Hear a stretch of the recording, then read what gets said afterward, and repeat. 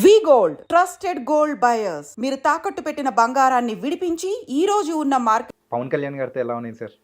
పవన్ కళ్యాణ్తో ఓజీలో చేస్తున్నాను సార్ నేను. ఓజీలో వావ్, ఆ అప్డేట్స్ కోసం అందరూ వెయిట్ చేస్తున్నారు. ఓజీలో చేస్తున్నాను. సత్యం గారు అని ప్రొడక్షన్ మేనేజరు, దానికి కూడా సోమరాజు గారే వాళ్ళు పిలిచారు నన్ను. ఓకే. సత్యం గారు నాకు భరత్ అనే నేనులో సత్యం గారు నాకు టచ్ ఉంటాడండి. ఆయన ఇది మేనేజరు, ప్రొడక్షన్ మేనేజర్ ఆయన. దాని గారితో కూడా నాకు టచ్ ఉంది. అప్పుడు భరత్ అని నేను వాళ్ళు పిలిపించారు. తర్వాత దానికి ఏంటంటే సుజిత్ రెడ్డి గారు, ఆయన డైరెక్టర్ గారు, మహానుభావుడు, ఆయన కుర్రాడు, చాలా చేతులెత్తి నమస్కారం చేస్తున్నాడు. మంచి కుర్రాడు, మీలాగా స్మార్ట్గా ఉంటాడు, చాలా సరదాగా ఉంటాడు అందరితోనూ. అసలు జూనియర్స్ అని కానీ చూడండి, ఎవరినైనా సరే చక్కగా పలకరించే తత్వం. చాలా మంచి కుర్రాడు, మంచి భవిష్యత్తు ఉన్న కుర్రాడు అతను. అంటే నన్ను పిలిపించండి కాదు కానీ అతను మనస్తత్వం చెప్తున్నాను. నేను వెళ్ళగానే గాంధీ గారు, మీది వకీల్ సాబ్ నేను 3 సార్లు చూశానండి, పవన్ కళ్యాణ్ గారి కాంబినేషన్లో చాలా బాగా నచ్చింది మాకు, అందుకే దీంట్లో కూడా పవన్ కళ్యాణ్ గారి కాంబినేషన్లో పెడదాం ఉద్దేశం మిమ్మల్ని పిలిచానండి అన్నాడు. చాలా సంతోషం అబ్బాయి అని చెప్పాను. తర్వాత నాకు మంచి సీన్లు 2 సీన్లు ఇచ్చారండి, మంచి సీన్లు. ఆయనతో మంచి సీన్లు ఇచ్చారు, 2 సీన్లు. దాంట్లో కూడా 12 రోజులు చేశా. ఇంకొక 3-4 డేస్ ఉందంటున్నారు. పవన్ కళ్యాణ్ గారు డిప్యూటీ సీఎం అయ్యారు కదా, మేము అవ్వాలని కోరుకున్నాం. ఆయన కూడా పాలిటిక్స్లో రాణించాలని మనస్ఫూర్తిగా కోరుకున్నాం. ఆయన రాణించారు. మళ్ళీ ఆయన మనకేమైనా డేట్లు ఇస్తే, ఒక 3-4 రోజులు డేట్లు ఇస్తే మళ్ళీ అమరావతిలో షూటింగ్ ఉండదని చెప్పారు. ఓజీ అది ఎప్పుడని ఎదురు చూస్తా ఉన్నాం. మీ పార్ట్ వరకు అయితే ఇంకో 3 to 4 డేస్ అయితే 3 to 4 డేస్ ఉండొచ్చు. నేను కూడా లాంగ్ షాట్స్ అన్ని అయిపోయినాయేమో అనుకుంటున్నాను. ఇక కాకినాడ పోర్ట్లో కూడా తీశారు నాకు. కాకినాడ పోర్ట్లో కూడా 2 days అక్కడ తీశారు. అవి కొంచెం చీటింగ్, కొంచెం అంటే ఆయన క్లోజులు మిగిలి ఉన్నాయేమో నా డౌట్. ఎంతో తెలియదు కానీ ఇంకో 10 రోజులు 12 రోజులు చేస్తే కనుక అది అయిపోతుంది సినిమా. దానికోసం వెయిటింగ్ అందరూ ప్రేక్షకులు కూడా. ఇప్పుడు మామూలుగా ఉండదు కదండి. ఇప్పుడు ఓజీ అంటే ఇప్పుడు ఆయన డిప్యూటీ సీఎం అయిన తర్వాత రిలీజ్ అయితే ఓజీ ఎలా ఉంటుందండి? అద్భుతం. నాకు కూడా మంచి పేరు వస్తుందండి. నాది ఒక 6 సీన్లు 7 సీన్లు ఉన్నాయి, మంచి సీన్లు. అదే ఆయన సుజిత్ గారు కూడా అంతే. ఏ సీన్ వచ్చినా ముందు నన్ను పెట్టడం, నాతో డైలాగులు చెప్పేసింది, నాతో చేయించాడు ఆయన. పాపం బాగా చాలా మంచి వేషం ఇచ్చాడు ఆయన. సార్, ఇంతమంది పెద్ద హీరోస్ యాక్ట్ చేశారు, సో వాళ్ళతో కూడా ఒక డిఫరెంట్ అనుబంధం అనేది కూడా ఉంటుంది. ఒక్కొక్కరితో ఒక్కొక్క డిఫరెంట్ ఫీలింగ్ అనమాట, ఎక్స్పీరియన్స్ అలా. సో మీకు బాగా నచ్చిన ఎవరు అనుకోవచ్చు? నేను ఒకటి ఫ్రాంక్గా చెప్తానండి. నేను వెళితే షూటింగ్ అయిపోయిన తర్వాత నా పని నేను చూసుకు రావటమే కానీ, సార్ ఒక్క ఫోటో ఇవ్వండి సార్, అది సార్ నేను ఇది సార్ నాది ఊరు సార్ ఊరు సార్ అని చెప్పి అసలు నేను మాట్లాడలేదండి. ఇప్పుడు ఏ హీరోతో కూడా మాట్లాడలేదు సార్ నేను. నేను పవన్ కళ్యాణ్ గారితో 20 రోజులు చేశా. ప్రతి వాళ్ళు ఫోటోలు దిగారు ఆయనతో. నేను అసలు ఫోటో అడగలేదండి. వేరే కాదు మనకి, ఎందుకంటే వాళ్ళు వచ్చిన తర్వాత వాళ్ళ నటన ఏంటో, వాళ్ళ సీన్లు ఏమిటో, వాళ్ళ కాన్సన్ట్రేషన్లో ఉంటారు. మనం వెళ్ళి నా పేరు గాంధీ అండి, నాది మచిలీపట్నం, అది ఇది, నేను ఉద్యోగం చేసి ఉండండి, అదేంటి ఇవన్నీ ఎవరికి కావాలండి? వాళ్ళకి అవసరం కదా. మన పని ఏమిటి? మనం వెళ్ళి మన సీన్లు మనం చేసి రావటం. అక్కడ గుర్తింపు వచ్చింది అనుకోండి, ఈ క్యాండిడేట్ ఎవరు బాగానే చేస్తున్నాడని చెప్పి ఆయనకి అడిగితే వేరే విషయం, కానీ మనంగా పరిచయం చేసుకుని వాళ్ళతో పెంచుకోవాలన్న ఉద్దేశం నాకు ఉండేది కాదండి. నేను అందరూ చేసా. అప్పుడు చిరంజీవి గారితో 6 సినిమాలు చేశా. 6 సినిమాలు చేశా.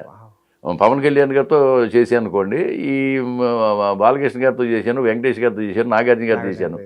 ఎవరితో క్లోజ్గా ఒక్క ఫోటో కూడా దిగలేదు సార్ ఇంతవరకు. మీరు నమ్మండి, చాలా కనీసం ఒకటి కాదు, ఎవరితో ఒక్క ఫోటో కూడా దిగలేకపోయాను. ఎందుకంటే వాళ్ళు డిస్టర్బ్ చేయటం అనవసరం. మన పని మనం చేసుకెళ్ళిపోతే సరిపోతుంది. గుర్తింపు అంటారా? బాగుంటే గుర్తింపు ఆటోమేటిక్గా వస్తుంది. గుర్తింపు ఉండబట్టి ఈరోజు మమ్మల్ని పిలిచి ఇంటర్వ్యూ పెట్టారు మీరు, అవునా కదా? కాబట్టి మనకి వాళ్ళతో క్లోజ్గా మూవ్ అవ్వాలన్న ఉద్దేశం నాకు లేదు. కాకపోతే అందరు హీరోలు మంచివాళ్ళే, బాగా కష్టపడతారు కాబట్టి వాళ్ళని బట్టి సినిమాలు ఆడుతున్నాయి. 100 కోట్లు బడ్జెట్లు వాళ్ళ మీద తీస్తున్నారంటే అందరూ కష్టపడే మనస్తత్వం ఉన్న హీరోలే. Nice sir. సార్, స్టార్టింగ్ మీ గురించి విన్న తర్వాత నుంచి నాకు మాత్రం ఒకటి కొట్టేస్తుంది సార్. ఏంటంటే మీ పేరు సార్, సమ్మెట గాంధీ. అదే, ఓకే.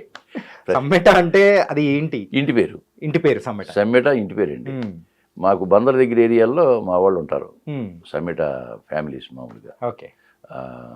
గాంధీ అని పేరు రావడానికి కారణం ఏంటంటే 1946లో మహాత్మా గాంధీ గారు, అంటే మనకు స్వాతంత్రం రాకముందు, ఆయన కలకత్తా వెళ్ళేటప్పుడు విజయవాడలో దిగారు. ఆయన విజయవాడ రైల్వే స్టేషన్లో దిగారు. మహాత్మా గాంధీ ఇటు వస్తున్నాడు, విజయవాడ వస్తున్నాడు అని చెప్పేసి ఊళ్ళ నుంచి అప్పుడు గాంధీవాదులు, మా నాన్నగారు కూడా గాంధీవాది, ఆయన కద్దరు బట్టలు వేసేవాడు, రాట్నం ఉడికేవాడు. నా చిన్నప్పుడు కూడా నేను కూడా ఉడికా. మా నాన్న రాట్నం ఉడికేవాడు. ఓకే. ఆ నూలు తీసుకెళ్ళి కాటన్ బట్టలు తీసుకొచ్చి కుట్టించేవాడు. మా నాన్నగారు కూడా 50 కిలోమీటర్లు నడుచుకుంటూ వెళ్ళి మా ఊరి నుంచి ఒక 50 మంది మహాత్మా గాంధీ గారిని కలిశారు షేక్ హ్యాండ్ ఇచ్చి. ఓకే. అప్పుడు ఫోటోలు లేవు కానీ మహాత్మా గాంధీ గారితో నేను చేయి కలిపానా అనేవాడు మా నాన్న. ఆ తర్వాత ఆయన కలిసి వచ్చిన తర్వాత నేను ఎప్పుడు 5 సంవత్సరాలు పుట్టాను, నా పేరు గాంధీ అని పెట్టాడండి. అయితే అప్పుడు అంటే ఊళ్ళల్లో గాంధీ అన్న పేరు సాధారణంగా ఎవరు పెట్టుకోరండి. అవును సార్, చాలా రేర్. మహాత్మా గాంధీ మీద, గాంధీ గారి మీద అభిమానంతోనే మా నాన్నగారు నా పేరు గాంధీ అని పెట్టాడు. అంటే అప్పుడు ఏముండేదంటే మాకు మాది వ్యవసాయం కుటుంబం అండి. రైతు కుటుంబం అది. మా 3 బ్రదర్స్, నేను 4 బ్రదర్స్, నాకు 3 అన్నయ్యలు 3 అక్కయ్యలు, అందరూ వ్యవసాయమే. నేను ఒక్కనే అలా చీలిలా హైదరాబాద్ వచ్చాను. అయితే అప్పుడు మాకు గడ్డి బళ్ళు వేసుకెళ్ళేవాళ్ళండి అమ్ముకుని. గడ్డి బళ్ళు అంటే గడ్డి తీసుకెళ్ళి ఒక సిటీకి, ఒక టౌన్కి వెళ్ళి అమ్మేవాళ్ళు. అప్పుడు మాకు పంటలు బాగా పండేవి కదా, గడ్డి కొంటాకు వచ్చేవాళ్ళు టౌన్కి. మా ఫాదర్ గడ్డి బండి కట్టుకెళ్తే అప్పుడు గడ్డి బండి 10 రూపాయలు ఉండేదట. గడ్డి పట్టుకుని ఊరు దాటి సరిహద్దుకి అవతలకి వెళ్ళారు. అప్పుడు ఎవరైనా మంత్రసాని వచ్చి డెలివరీ చేసేది. అవును, మా ఊరు ఒక మంత్రసాని ఉండేది, ఎరుకులు ఆవిడ. మొత్తం అందరిని అక్కడ దాదాపు మంది నేను అనుకోవటం ఒక 2000 డెలివరీ ఆవిడ చేసి ఉంటుంది ఆ రోజుల్లో. అంటే ఆవిడ డెలివరీ చేసిన తర్వాత ఎవరు మగపిల్లడు పుట్టాడని చెప్పి వెళ్ళి, మీకు మగపిల్లడు పుట్టాడయా అన్న అంటే వెళ్ళి మా నాన్నతో, ఆవిడ పేరు గాంధీ అని చెప్పండి అని వెళ్ళిపోయాడు అంతే. ఆ విధంగా గాంధీ అని పెట్టాడు ఆయన పేరు. ఓకే సార్, ఇంతకు మీకు 3 అన్నయ్యలు 3 అక్కలు వీళ్ళందరూ ఉన్నారు కదా. అవును. సో వాళ్ళల్లో ఎవరికైనా కానీ ఈ కైండ్ ఆఫ్ పేరు ఏమైనా పెట్టారా? లేదు. పెద్ద ఆయన పేరు సుబ్బారావు, తర్వాత రాఘవయ్య, తర్వాత నాగేశ్వరరావు, నా పేరే గాంధీ. అందుకేనేమో సార్, ఏంటంటే మీకు ఆ పేరు పెట్టారు కాబట్టి మీకంటూ ఒక డిఫరెంట్ పాత్ అనేది సెలెక్ట్ చేసుకున్నారు. లేదులేండి, అంటే మా అన్నయ్య వాళ్ళు ఎవరు చదవలేదు కాబట్టి, ఆవిడంతా వ్యవసాయం చేసేవాడు కాబట్టి, మా నాన్నగారు ఏం చేశారంటే ఎలాగైనా వీడిని చదివించాలి, ఏదో ఒకటి చదివించాలి అని చెప్పి నాకు ఒక 5 కిలోమీటర్ల దూరంలో ఒక జడ్పీ చేసుకునేదండి, ముందులూరు అని. అక్కడికి వెళ్ళి చదువుకున్నాను నేను. 5 కిలోమీటర్లు నడుచుకుంటూ వెళ్ళేవాళ్ళు. ఓకే. ఎస్ఎల్సి అయిపోయింది.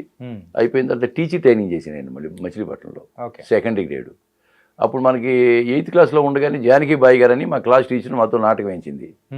చూడబోతే చుట్టాలు, పట్టుకుంటే దయ్యాలని ఒక నాటికలో ఒక కామెడీ. ఇంత హైట్ ఉండేవాడు నేను చిన్నగా. ఓకే. ఆ నాటకాలు వేసిన తర్వాత నాకు నాటకాల మీద ఇంట్రెస్ట్ కలిగింది. ఆగస్ట్ 15కి, శ్రీరామనవమికి, జనవరి 26th ఆ విధంగా ఎవరితోనో నాటకాలు డైరెక్షన్ చేయించి 10 నాటకాలు వేసేవాళ్ళం. ఆ విధంగా నటన మీద నాకు ఇంట్రెస్ట్ కలిగింది. నేను టీచర్ ట్రైనింగ్ అయిపోయిన తర్వాత మాకు రాధాబాయి గారని మా ఊళ్ళో టీచర్ ఉండేవాడు. ఆవిడ వాళ్ళ సిస్టర్స్ ఇక్కడ స్వరూపరాణి గారును పద్మజ గారని ఇక్కడ వర్క్ చేసేవాళ్ళు. స్వరూపరాణి గారు ఈసీఏలో చేసేవారు, పద్మజ గారి మా బీడీఏలో చేసింది ఆవిడ. వాళ్ళ దగ్గరికి పంపించింది. ఇక్కడేముందయ్యా, ఇక అక్కడికి వెళ్ళి హైదరాబాద్లో ఉద్యోగం చూసుకోమని ఆవిడ 150 రూపాయలు ఇచ్చి పంపించింది నన్ను. వాళ్ళ పాపం 3 నెలలు ప్రైవేట్ కంపెనీలో పెట్టించి 3 సంవత్సరాల పాటు. ఆ తర్వాత బీడీఎల్లో పద్మజ గారు అని చేసేది, ఆవిడ రికమెండ్ చేసి బీడీఎల్లో జాబ్ ఇప్పించారు ఆవిడ. ఓకే. నన్ను ఒక తమ్ముడు కంటే ఎక్కువగా చూస్తున్నారండి. ఇప్పటికీ అదే రిలేషన్ మాకు. ఒక తమ్ముళ్ళలాగానే. వాళ్ళకి 80 years పైన ఉంటాయి, అయినా నన్ను ఒక తమ్ముళ్ళలాగా చూస్తారు. ఇంతవరకు ఆ రిలేషను అంటే నాకు ఎవరన్నా ఒక్కసారి ఒక మెయిల్ చేశారంటే వాళ్ళు ఇంతవరకు ఎప్పుడు మర్చిపోవడం అనేది నా జన్మలో లేదండి. కానీ మీ మాటలోనే అర్థమవుతుంది సార్, ఏంటంటే మొదట అవకాశం ఇచ్చిన వాళ్ళు, సో ఎవరైతే ఇప్పటికీ అవకాశం ఇస్తున్న వాళ్ళందరికీ కూడా మీరు కృతజ్ఞతలు చెబుతూ అనేది కూడా మీరు కంటిన్యూ చేస్తున్నారు సార్. నిజంగా అదైతే హార్ట్ టచింగ్. ఎప్పుడైనా ఫంక్షన్లు కూడా అయినప్పుడు నేను వెళ్ళే కానీ వాళ్ళు మామూలుగా గాంధీ మాకు తెలిసిన అతనాన్ని పరిచయం చేయరు. మావాడు, మా తమ్ముడు, మా తమ్ముడు, మా తమ్ముడు అని పరిచయం చేస్తుంటారు. నిజంగా చాలా మంది అంటే వాళ్ళ సొంత తమ్ముడే అనుకునేవాళ్ళు. ఓకే. అలాగుంది రిలేషన్, ఇప్పటికి కూడా అట్లాగే ఉంటుంది నాకు. సార్ మీకు అంటే ఏ యాక్టర్కి లేని ఒక ప్రత్యేకత అనేది కూడా మీకుంది సార్. మనం స్టార్టింగ్ ఇంట్రడక్షన్లో కూడా చెప్పుకున్నట్టు 3 నంది అవార్డులు, అది కూడా 3 డిఫరెంట్ రంగాల్లో. అవునండి సార్. నాటక రంగంలో ఏ నాటకానికి వచ్చింది సార్? అలసాని పెద్దనండి. అలసాని పెద్దన. ఓకే. అలసాని పెద్దన అది ఆకేళ గారు రాసింది. అది దుగ్గ్యాల సోమేశ్వరరావు గారిని ఆయన శ్రీనాథుడి నాటకం ఒకటి చేసేవాడు ఆయన డైరెక్షను. అలసాని పెద్దనేమో మన బిఎం రెడ్డి గారని ఆయనను ఆకేళ గారు డైరెక్ట్ చేశారు. దాంట్లో నేను శ్రీకృష్ణదేవరాయల పాత్ర వేశానండి. ఓకే. అది 2003. 2003లో. ఆ తర్వాత శ్రీనాథు నాటకం మేము అమెరికా తీసుకెళ్ళి 10 చోట్ల వేసి వచ్చామండి అప్పుడు 2003లో. ఓకే. నాటకాల మీద అక్కడికి వెళ్ళాను. ఇంగ్లాండ్లో మా అమ్మాయి ఉండేది, ఇంగ్లాండ్ వెళ్ళి నాటకాలు వేసి వచ్చాను. తర్వాత నాటకాలు ఇక్కడే ఇండియాలోనే కాదు, అక్కడ మలేషియా, సింగపూరు, ఇంగ్లాండ్, అమెరికాలో కూడా నాటకాలు ఆడి వచ్చామండి. సార్ ఇది మాత్రం కొంచెం డిఫరెంట్ గా ఉంది సార్, ఎవరి దగ్గర కూడా వినలేదు. ఆ. అంటే వేరే దేశాల్లో కూడా మన నాటక రంగానికి అంత ప్రోత్సాహం అనేది కూడా ఆ రోజుల్లో ఉంది అని అంటే ఇట్ వాస్ గ్రేట్ ఫీట్. ఏముందంటే వాళ్ళకు కూడా మన ఎన్ఆర్ఐస్కి చాలా సరదా అండి అక్కడ.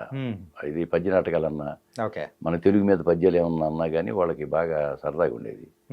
నేను మామూలుగా పద్యాలు కూడా పాడుతూ ఉంటాను, నేను మామూలుగాను సరదాగాను. ఈయన దాంట్లో అసలు అలసాని పెద్ద నాటకంలో పద్య నాటకం కాబట్టి పద్యాలు ఉంటాయి తెలుగు మీద. ఓకే. శ్రీకృష్ణదేవరాయల పద్యం అది కానీ ఇవి కానీ పాడినప్పుడు వాళ్ళు చాలా ఎంత సంతోషించేవాళ్ళు అంటే, డ్రామా 2 గంటలు అయితే అయిపోయిన తర్వాత వాళ్ళతో పాటు ఇంటర్వ్యూ ఉండేది 2 గంటలు 3 గంటలు, ఆ విధంగా ఉండేవాళ్ళు. మన అనలేదు, మన తెలుగు వాళ్ళు చాలా గొప్పగా ఆదరించారులేండి మమ్మల్ని. సార్ ఏమనుకోకపోతే సో చిన్నవాడిగా ఒక చిన్న రిక్వెస్ట్ సార్, ఏంటంటే ఆ శ్రీకృష్ణదేవరాయ గారి పాత్ర వేశారు కదా, అందులోంచి ఒక పద్యం ఏదన్నా. ఆయన శ్రీకృష్ణదేవరాయలు రాసిన పద్యం అప్పుడు తెలుగు లెస్ అని ఒక మంచి పద్యం రాశారు. అది అఖండ మాకు సక్సెస్ మీట్లో కూడా పాడుతుంటే బాలయ్య గారు చాలా సంతోషించాడు. బాలయ్య గారు ఏదన్నా పురాణాల నుంచి తీసుకొని వచ్చి చేస్తున్నాం అంటే ఫుల్ ఎంజాయ్ చేస్తారు. అవునవును, అదే మన ఆ తెలుగు మీద ఆయన రాసిన పద్యమే ఒకసారి మన ఛానల్ ద్వారా కూడా పాడదాం. Sure sure. తెలుగదేలయన్న దేశంబు తెలుగు ఏను తెలుగు వల్ల భుండ తెలుగు కండ ఎల్ల నృపులు గొలువ ఎరుగవే బాసాడి దేశ భాషలందు తెలుగు లెస్స.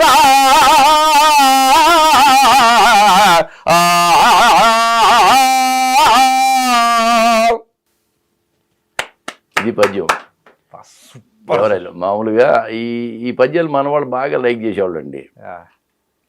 అలాగే మేము మలేషియా వెళ్ళాం. అప్పుడు మలేషియా వాళ్ళు తెలుగు సంఘం స్థాపించి 50 సంవత్సరాలైన సందర్భంగా కొంతమందిని పిలిచారు. అప్పుడు 2006లో మమ్మల్ని కూడా ఒక 6 మంది టీంని పిలిచారు. దాంట్లో నన్ను కూడా పిలిచారండి. ఇక్కడ హాస్యవాళ్ళ కార్యక్రమం చేయటానికి ఉమానాయుడు గారిని ఆయన ఆధ్వర్యంలో మేము వెళ్ళాం.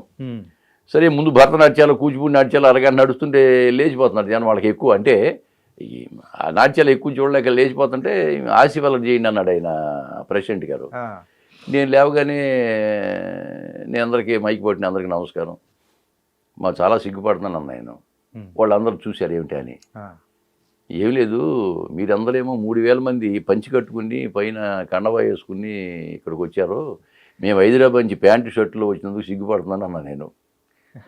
అందుకే శ్రీనారాయణ రెడ్డి గారు పంచికట్టు మీద మంచి పద్యం పడి అది వినిపిస్తాం మీకు అని చెప్పి అది విన్నా. పంచకట్టుటలోన ప్రపంచాన మనగాడు, పంచకట్టుటలోన ప్రపంచాన మనగాడు, కండువాలేనిదే గడప దాటని వాడు, పంచభక్ష్యాలు తన కంచాన వడ్డించ గోంగూర కోసమై గుటకలేసేవాడు, ఎవడు వాడు ఇంకెవడు తెలుగువాడు.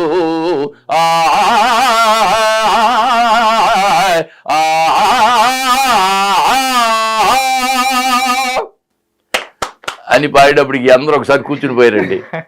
ఆ తర్వాత ఒక 30 గంటల సేపు ఆశీర్వాద కార్యక్రమం చేసేటప్పుడు ఎవరు లేవలే ఇంకాను. అలాగే పద్యంలో ఉన్న గొప్పతనం, మన పద్యం తెలుగు పద్యంలో ఉన్న గొప్పతనం ఏ భాషలో లేదండి ఇంకా లేదు.